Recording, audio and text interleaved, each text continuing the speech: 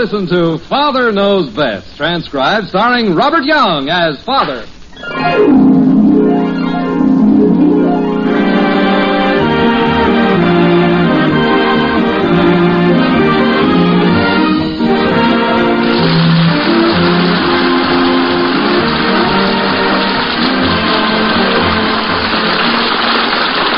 Welcome to Springfield, and another half-hour visit with the folks in the White Frame House on Maple Street. Sit back and enjoy life with the Andersons, Kathy, Bud, Betty, Margret, and Jim, as the head of this typical American household again sets out to prove that Father knows best.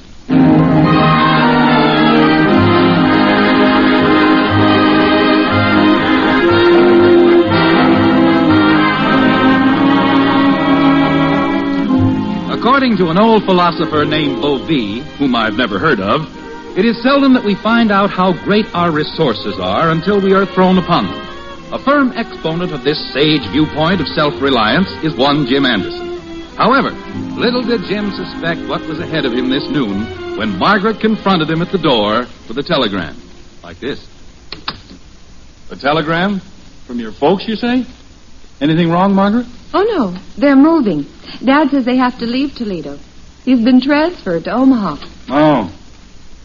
Honey, why are there never any hangers in this hall closet? I can't find any place to hang my coat. Dad says they're moving right away. I've been hanging my coat on a hook so long, everyone thinks I have a pointed spine. Jim, how long is it since you've been back to Toledo? Oh, I don't know. A long time. Well, you ought to enjoy the trip then. Yes, it would be very... Wait a minute. Enjoy what trip? Well, they want you to come to Toledo. I'm not going to help them move. All they want you to do is look over all that stuff we have stored in their basement. Tell them what we want to keep and what we want to throw away. Oh. There's quite a lot. Some furniture and dishes, trunk full of clothes, your old saxophone. Gee, I'd forgotten that thing. I wonder if I could still play it. What do you mean, still play it? Could you ever? All right. I was good enough for Hoagie Schultz and his Campus Cats. Mother! I used to take a whole solo chorus of Moonlight on the Ganges. Mother! I'd like to get a hold of that thing again. Mother, has anyone called me? Who are you expecting? Nobody. Oh. But if Glenn should call, tell him you think I'm at the library. He likes the intellectual type. If Ralph calls, tell him I've locked myself in my room. I bet he'll be glad to get that news. He's so utterly old-fashioned. You'd think we were still living way back in the 1930s. Way back then? He's fuming. I mean fuming, simply because I went to that dance Saturday with Glenn. I finally told him I never wanted to speak to him again as long as I lived. Good for you. So if he calls, let me know, because I want to talk to him. Yes, Betty. Now, please don't bother us, because your father is planning a trip to Toledo. Now, wait a minute. You are, Father? Margret, I don't see how I can get away right now. There's a lot of things coming up at the office and... Oh, it would do you good to get away from that old office for a few days. Why are you going, Father? Oh, Grandpa and Grandma are moving to Omaha, and they want us to get our stuff out of there. Furniture and a saxophone. All they meant... Dad. Bud, Father's going to Toledo. He is? To get a saxophone. You can probably get one right here in town, Dad. What do you want to use it for? I don't want to use it for anything. Seems kind of silly to get one, then. Bud, the reason your father is going to Toledo is to check over a lot of things he and I accumulated during the period when we had to live with my folks. I wish you wouldn't always refer to it as the period when we had to live with your folks. Sounds like I couldn't support you. Well, I didn't mean... We just happened to move in there because we were... broke. Well, Dad, speaking of trips, that's what I wanted to ask you about. Joe Phillips and me are planning one. You are? Yeah, for this summer. We're going to Paris, France. Paris, France? On a cattle boat. On a cattle boat? Sounds like a pleasant voyage. Can I go? I can just see you and Joe and the cattle strolling up the Rue de la Paix. Well, the cattle aren't going right into Paris.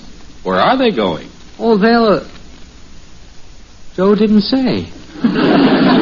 They're probably just going along for the ride. Bud, you can't go to France. You don't know a single word of French. Well, that doesn't matter. Joe's uncle told us you can go anywhere in the world if all you know how to speak is just English. All you have to do, then, is learn how to speak English, and you'll be all set. Well, Jim, if you're leaving, I'd better start packing something for you. Margaret, I haven't said I was going. I think you'd welcome the opportunity to get away for a few days. Well, sure, but... I know sometimes I get pretty fed up with the daily routine around here. I'd like to get away. Sure, I know that, but... Hey, wait a minute. Maybe that's an idea. Why don't you go? Me? Sure, be a nice change for you. Oh, I couldn't go. Why not? Oh, well, I just couldn't, that's all. Why don't you go, Mother? You can decide what to do with all that stuff as well as I can. Oh, I don't know. They're expecting you, Jim. Mommy! I've got too much to do around here. What, for instance?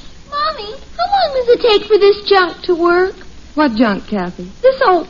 Oh, hello, Daddy. Hi, kitten. This old hair tonic. I put a half a bottle on my hair last night, and it hasn't grown a quarter of an inch even. You should have thought of all this before you got smart and chopped your hair off. Aw, it turned blue. Claude Messner's got a cousin who was bald at age 19. Well, now, there's an interesting bit of information. They called him Shorty. Well, that makes sense. Hey, Kathy, did you hear about Mother? She's going to Toledo. Are you, Mommy? Well, now... I'm going to Paris, France. Oh, gosh, I don't get to go any place. Well, I'm not going to Toledo. Your father's the one who's going. Are you going to drop Bud off on the way? Listen, Joe, Paris, France is a lot farther than Toledo. And he's going with a bunch of cattle.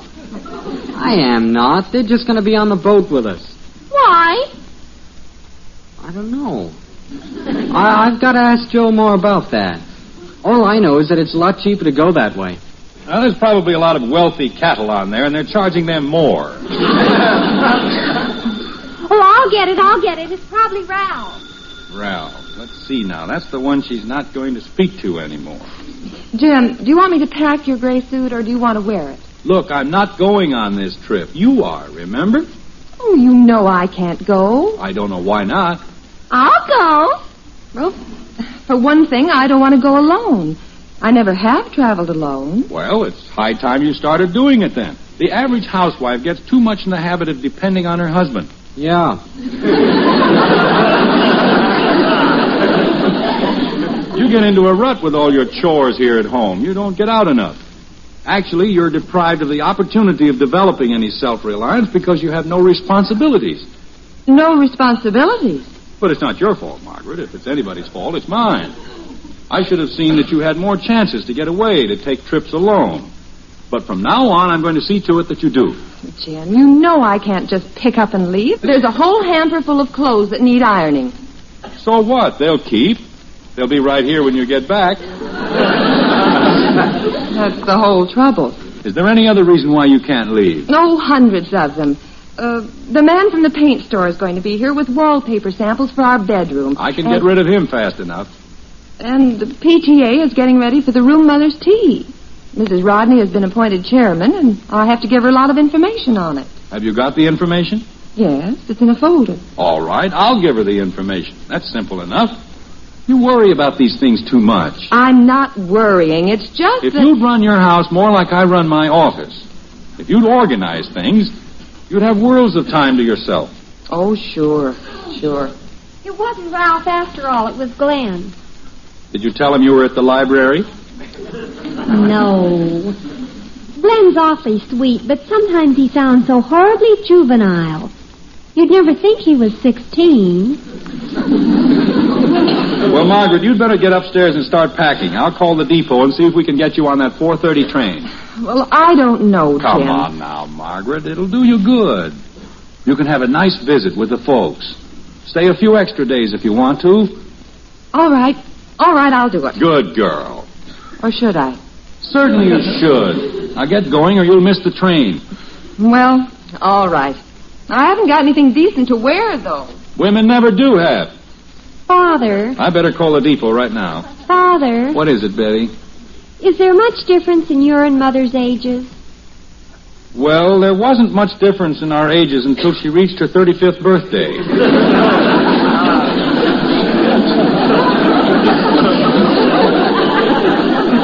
Since then, the gap has widened a little. Well, I think it should be highly considered. Now, take Glenn and me. I haven't the time right now. He's a full year younger than I am. Well, that's not much. No, it isn't now.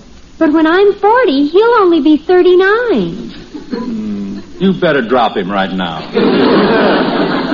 Yes, Ralph's more my age. I wish I were speaking to him. Dad. Whatever it is, Bud, hold it. I've got to go in the den and make that phone call. Don't hang on the phone too long, Father. Ralph might call. I'll try not to, but you know how chatty those ticket agents are. You better run upstairs and see if you can help your mother get ready. Okay. Daddy! But I haven't time to bother with Kathy now. You go see what she wants. Daddy! No, I'll come with you and help you ignore her. Daddy? Where does everyone hide the phone book? I never can find that thing. It's right on the desk next to the phone. Huh? Oh. No wonder I couldn't find it. Daddy, where are you? Dad, how about it? Can I make that trip to Paris, France?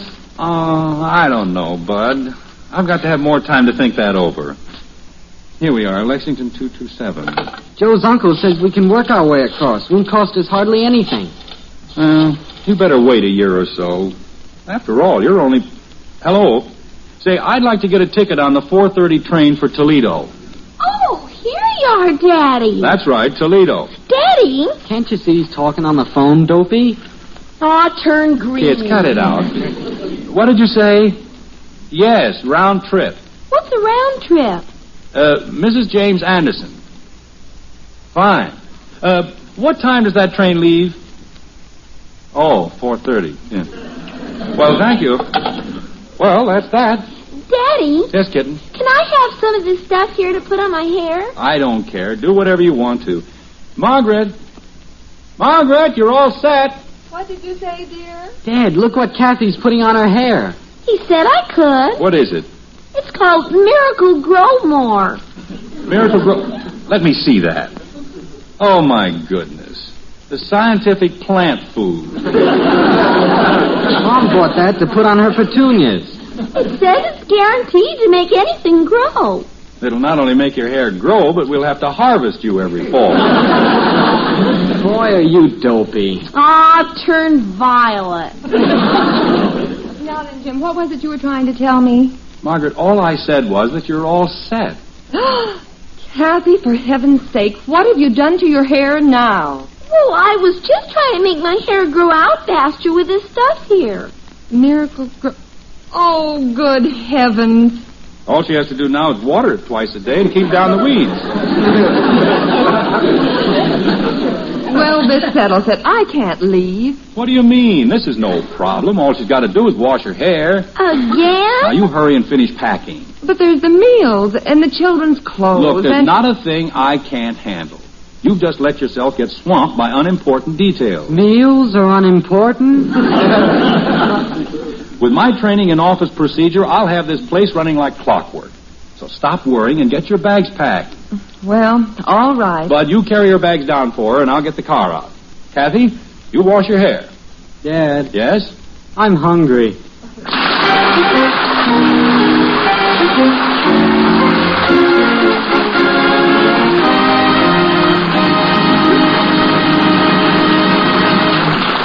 We will return to the Andersons in a moment. Greater happiness for more people. That's the result of many decades of proving that the American economic system is the best system in the world. Under this system, we've been able to outproduce any other nation, to turn out more goods and services per man hour, and to enjoy a steadily rising standard of living. Remember, the better we produce, the better we live.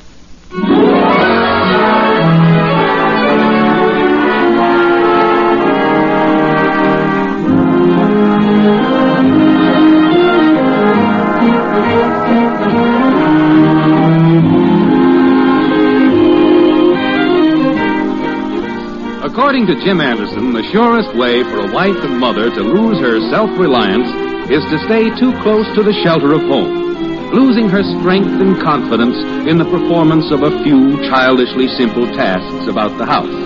And so, Margret has been dispatched to handle family business in Toledo, while Jim takes over the trivial task of managing the white frame house on Maple Street.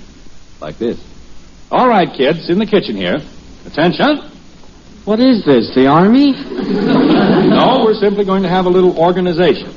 I'm going to show you I wonder if Ralph called while we were driving Mother to the station. Betty, are you listening? Sure, but you go ahead and talk, Father. I can hear the phone if it rings.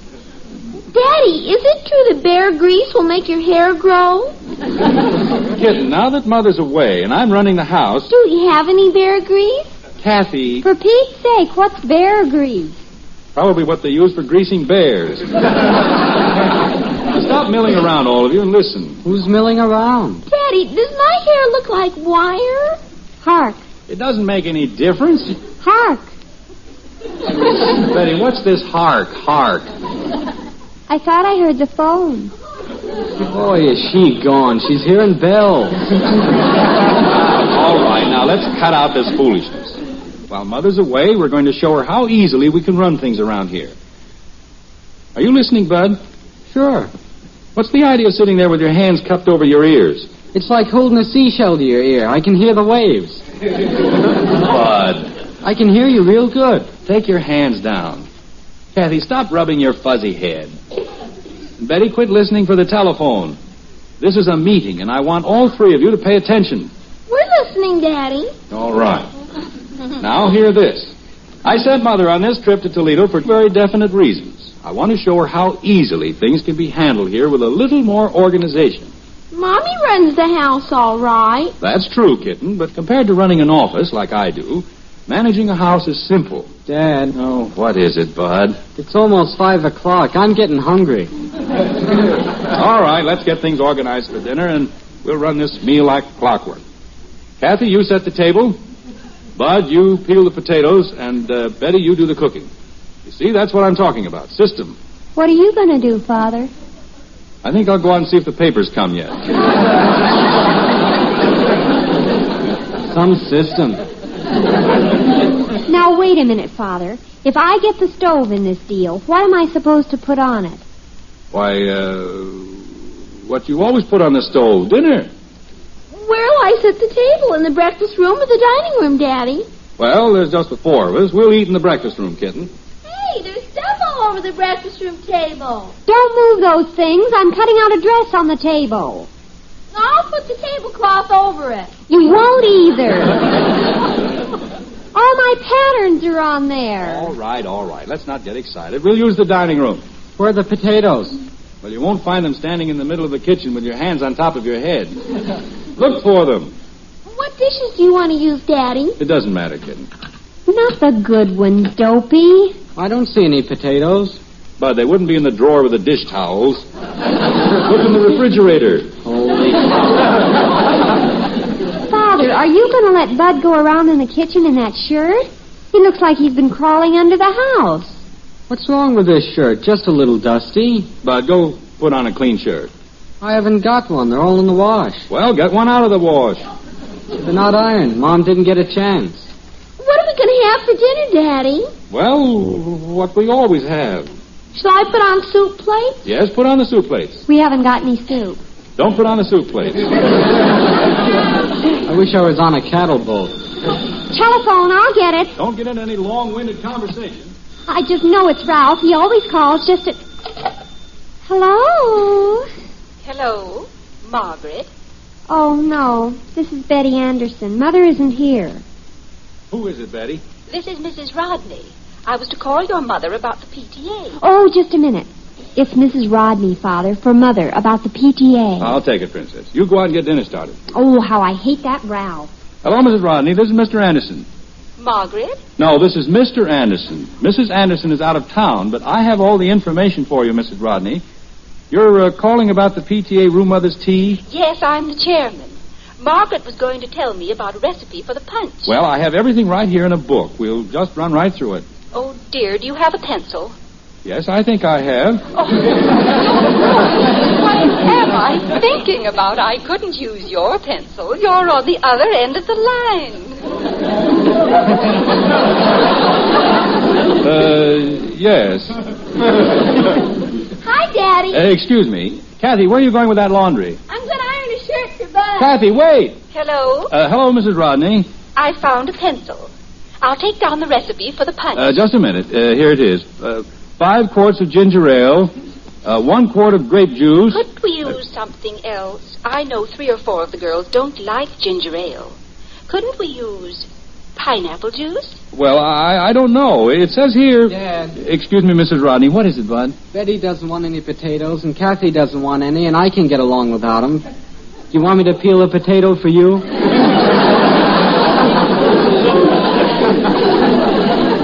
No, Bud. Skip the potatoes. Hello? Hello, Mrs. Rodney. I thought Mrs. Lippert was bringing the potatoes for the salad.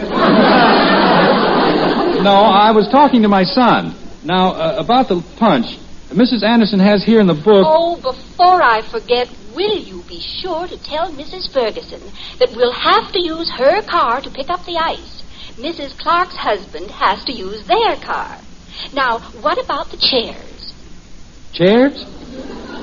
That should be in here somewhere. Father, do you have to camp on the telephone? Well, I don't think we should get the chairs from the junior high school again. Last time, half the girls got gum all over their skirts. Well, in the book here, it says... Please, Father. And I don't think we should try to have flowers on all the tables. Mrs. Love said her carnations are late this year. Excuse me, Mrs. Rodney. Father, Ralph may be trying to call me. Front door, Bud. Never mind, I'll get it. Somebody at the door, Mrs. Rodney. I'll call you back. Betty, go out and get dinner going. I'll answer the door. I can't find anything to cook. Well, open a can or something. All right, I'm coming. Good afternoon. Is Mrs. Anderson here? No, Mrs. Anderson has unfortunately left town. Oh. Well, I'm Mr. Huber from the paint store. Well, we don't want any painting done, not right now. Oh, I don't paint. I brought out the wallpaper samples Mrs. Anderson wanted to see. I have them right here. I'll just bring them in. Oh, couldn't we do this at some more convenient time? Like midnight? I think I have some patterns here you'll like for that bedroom. Daddy, would salad oil work just as good as bear grease? Kathy, I thought you were ironing Bud's shirt. Oh, gee, I wasn't I? Fire! Did you leave the iron on Bud's shirt? Fire! It isn't on fire. It's just smoking. Throw something on it. Gee, I forgot. That's the coffee. Betty, what's going on? It's all right, Father. I just got a brown shirt, that's all. It's quite a family you have, Mr. Anderson. Yes. Now, Mr. Hubert, How do you like this pattern for the bedroom? It's called Volcano. we could use that in the kitchen. Here's another one that's quite popular. Flowers in the Mist. Yes, I like that. We'll take that one. Or perhaps you like this one better. Ivy and Hummingbirds. Dad, excuse me. What is it, Bud? The organization in the kitchen is falling apart. Just a minute, Bud. Mr. Now, Hubert... if your bedroom has a southern exposure, here's a nice one. It's called Waiting for the Robert E. Lee.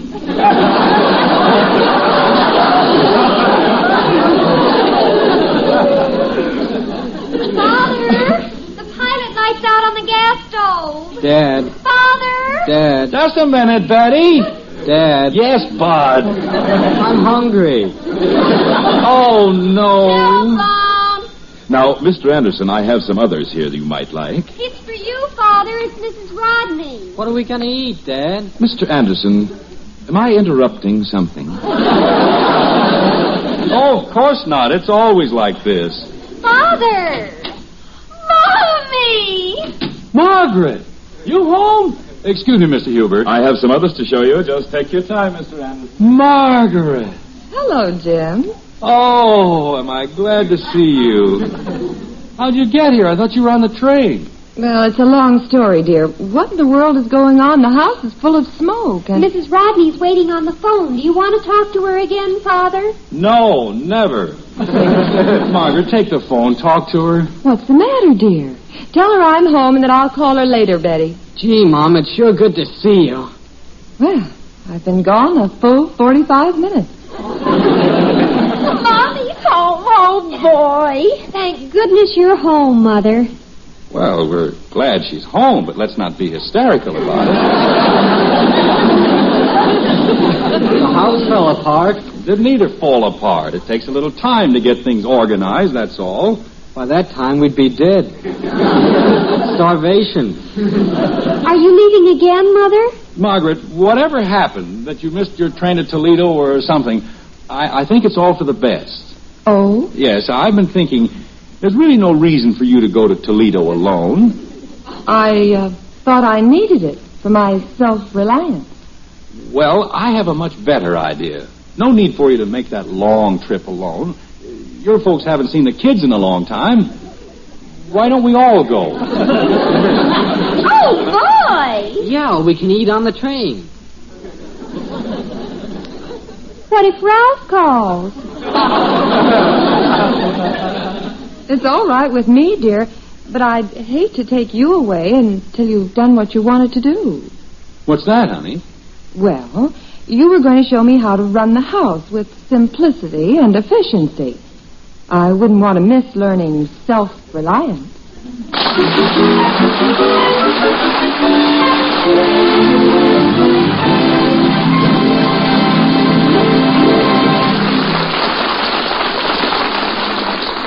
The Andersons will be right back. This is a call to service for 50,000 young women. That figure, 50,000, is the number of student nurses needed this year. To qualify as a student nurse, a young woman must be a high school graduate or college student of good health and character. To answer this call, go to your nearest hospital or collegiate school of nursing or talk with your school advisor.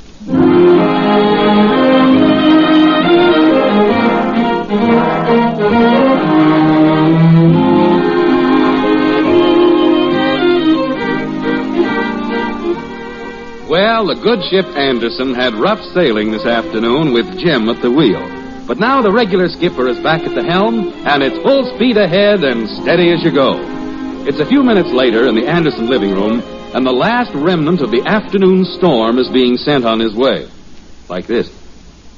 Thank you for stopping by, Mr. Huber. Thank you, Mrs. Anderson. Goodbye. Goodbye. I can't understand it, Margaret. I'm an efficient man. I'm a capable organizer. What happened in this house when you stepped out the door? I can't understand it. Well, dear, it was probably just one of those days. I know darn well it wasn't my fault. My business depends on efficiency, knowing right where everything is, knowing exactly what's going on. Of course, dear. How in the world did you miss the 4:30 train? I made the reservations myself. I got the time right, I know. Well, you got the 4:30 right, dear, but it was 4:30 tomorrow morning. How could that railroad have made a mistake like that?